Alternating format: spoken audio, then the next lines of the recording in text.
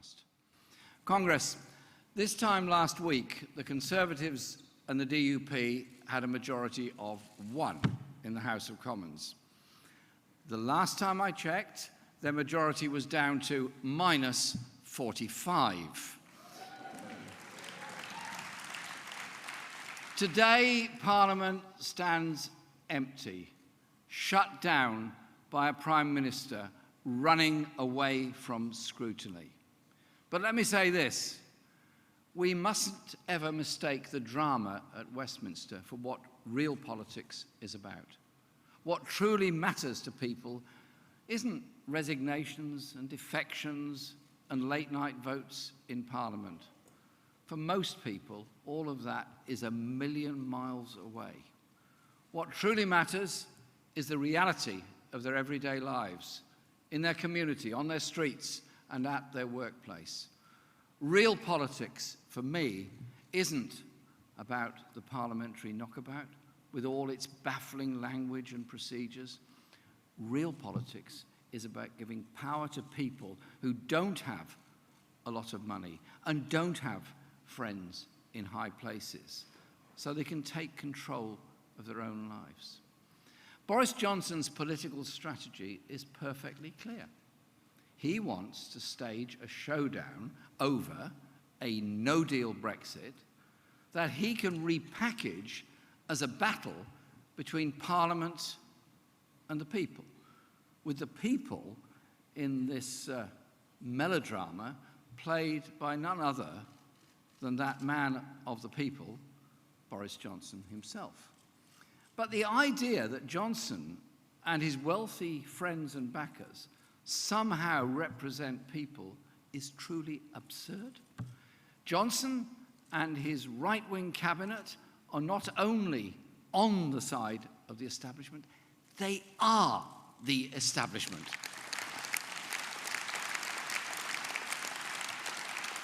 And this Tory government isn't so different from any other Tory government. They will help the rich to get richer and make working-class people pay. Johnson's reckless no deal would destroy jobs, push up food prices in the shops, and cause shortages of everyday medicines that people rely on. And it will disrupt supply chains in manufacturing industry and lead to all kinds of problems in many other places of work. And who bears the cost of that? It wouldn't be Johnson and his wealthy friends. It's not their livelihoods on the line. It will be the rest of us. Just as it wasn't the bankers, who Boris Johnson still defends, who paid the price for the financial crash of 2008. It was tens of millions of working people who had absolutely nothing to do with it. For the Tories, this is about so much more than leaving the European Union. It's about hijacking the referendum result to shift even more power and wealth to those at the top. They will use a no-deal crash to push through policies that benefit them and their super-rich supporters and hurt everyone else, just as they did after the financial crash. Under the cover of no deal, they will sell off our public services, strip away the regulations that keep us safe, and undermine workers' rights. And they will cement all of this in a race-to-the-bottom trade deal with Donald Trump.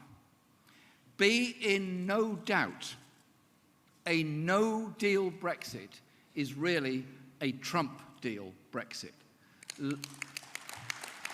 which will lead to a one-sided United States trade deal negotiated from a position of weakness.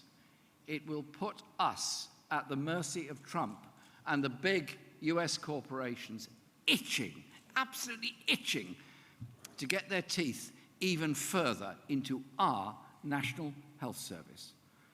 It will sound the death knell of our steel industry and permanently drive down rights and protections for workers. I am not prepared to stand by and let that happen. And we won't be importing the so-called right-to-work laws from the United States, an Orwellian name if ever I heard one, or any other union-busting laws opposed by our comrades and brothers and sisters in the American trade unions that Trump will want to impose on workers in this country. A Trump deal Brexit would be a betrayal of the generations of workers who went before, who fought so hard to win rights and build the public services that bind our society together. That's their legacy, their gift to us. We're not going to let Boris Johnson trade it all away for a sweetheart deal with Donald Trump.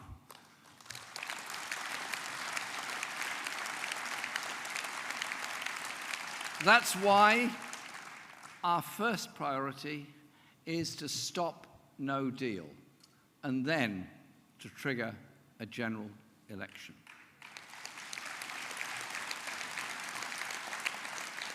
Amber Rudd's resignation confirmed that the government is not serious about trying to get a deal in Brussels.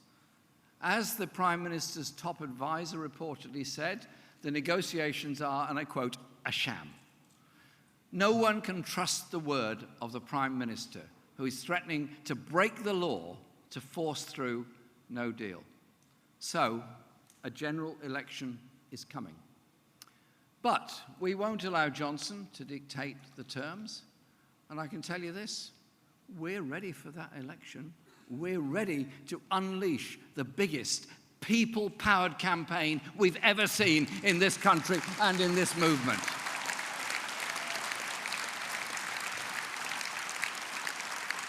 And in that election, we will commit to a public vote with a credible option to leave and the option to remain. Labour is on the side of the people in the real battle against the born-to-rule establishment that Johnson represents.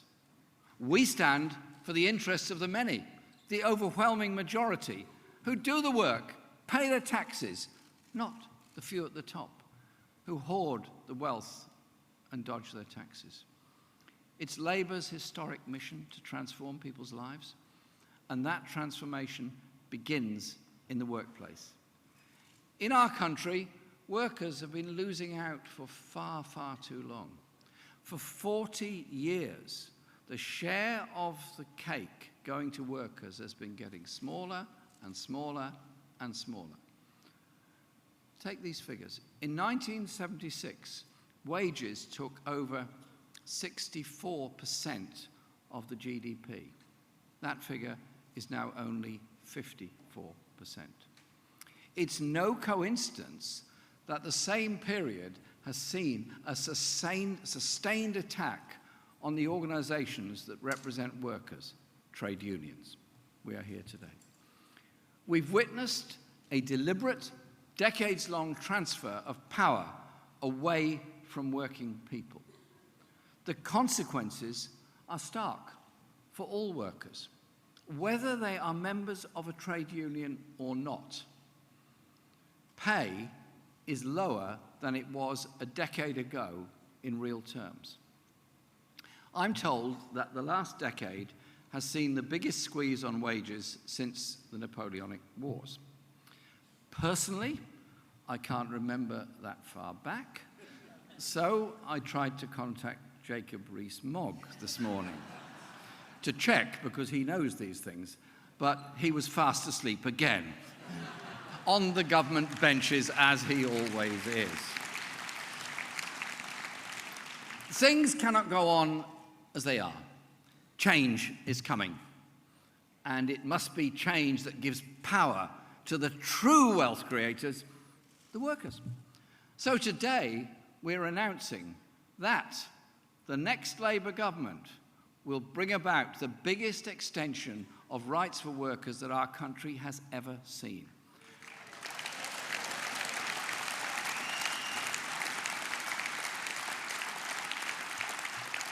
We will put power in the hands of workers. What will that mean for people? Better wages, greater security, and more say. We'll give workers a seat at the cabinet table by establishing a new Ministry of Employment Rights. Our Shadow Secretary of State for Employment Rights, Laura Pidcock, will explain the detail of our plans when she speaks later today. And I'm looking forward to hearing her speech. But let me give you an overview. At the core of its work will be rolling out collective bargaining across the economy, sector by sector. It is a system they have in many of the most successful economies around the world. It prevents undercutting on wages, fosters workplace stability, and encourages businesses to invest in productivity. It's only by acting together, collectively, that workers can really make their voice heard. So, within 100 days of our government taking office, we will repeal the Tory Trade Union Act.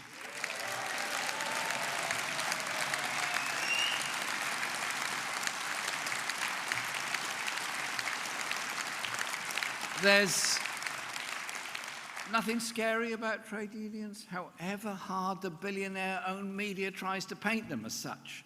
They are the country's largest democratic organisations, rooted in the workplace and indeed in the communities.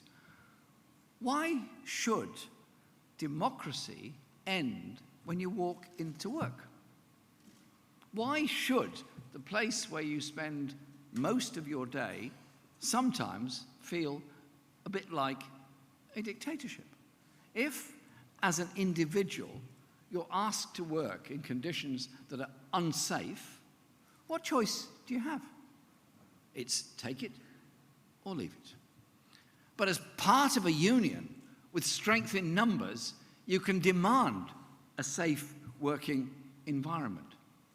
I want to say this to everybody who's watching beyond this hall.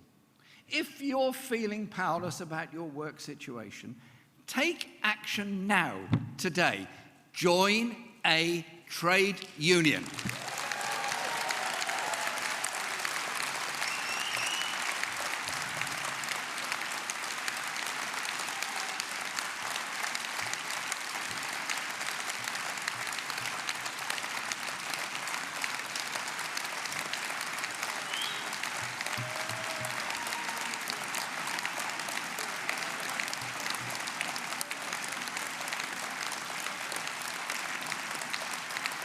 Thank you.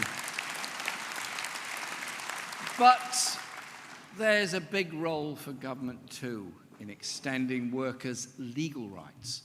Labour will deliver a real living wage of at least £10 per hour for all workers from the age of 16. Action will be taken on the gender pay gap, equal rights for all workers from day one, and, let's be absolutely clear, the end of 0 hours contracts.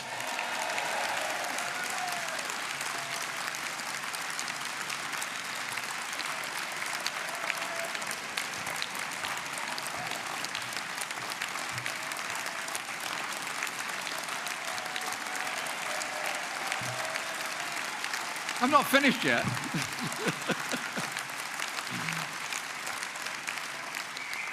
And Labour won't tell people they have to work until they are 75 before getting their pension.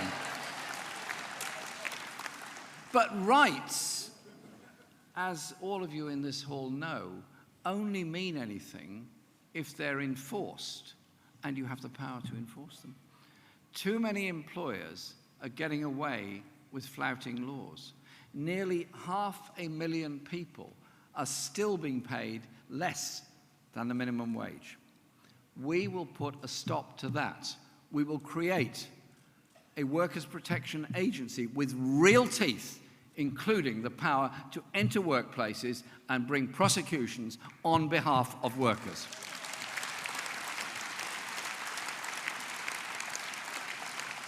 If you're a worker with a boss who makes you work extra hours for no pay or forces you into a dangerous situation, you deserve a government that's on your side and ready to step in to support you. Because a small workplace, working on their own, not in a very powerful position if you're asked to do something you shouldn't be doing. You know it's wrong, but you can't do much about it. We need change of power in our society. Our proposals have been developed in consultation with experts. And I would like to take this opportunity of thanking John Hendy and Keith Ewing in particular for all their help and advice. And special congratulations to John Hendy and Christine Blower today for joining the Labour team. Congress, what we're outlining today will lay the ground for a fundamental transformation of our economy in favour of the many. But I have some bad news.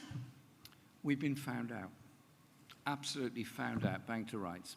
Last week, the Financial Times said that the Labour Party is, and I'm forced to quote this, determined to shift power away from bosses and landlords and to workers and tenants. Well, there's been no shortage of rather unkind reporting about our party over the last few years, but this time they've got it absolutely right.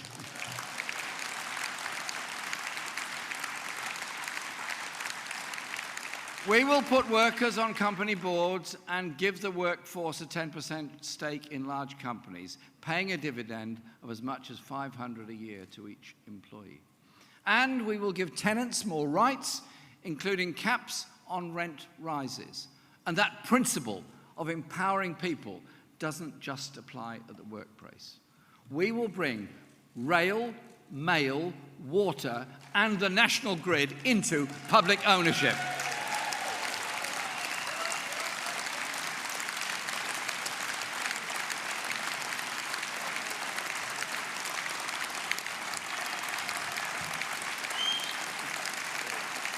So, the essential utilities that people rely on are run by and for the public, not just the shareholders. I want to thank all of the unions that are working with us to develop our new model of public ownership. I want to thank all of the unions that have put forward great ideas and taken part in very interesting discussions about how we're going to bring this about.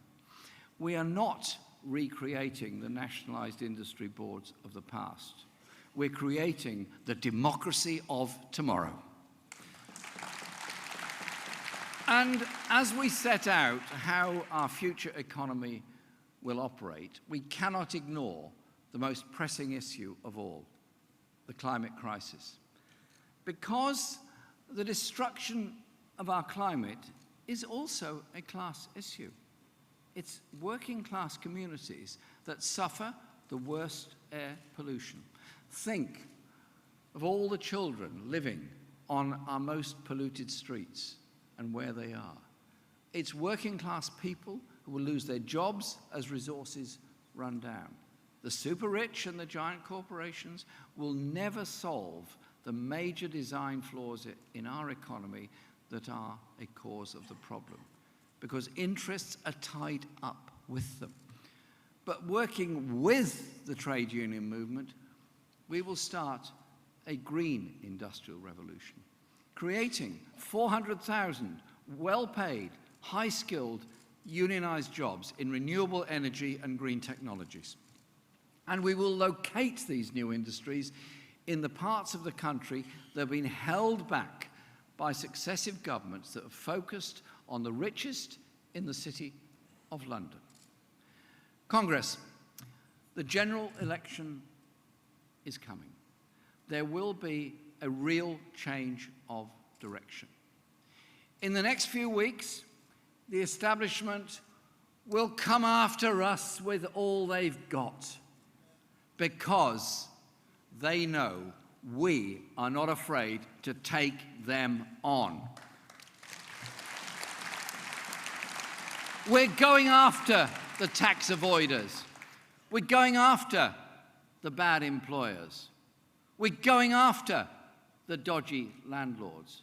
We're going after the big polluters, destroying our climate and natural world, because we know whose side we're on. We are creating a society of hope and inclusion, not of poverty and division. Congress, thank you for receiving me here today.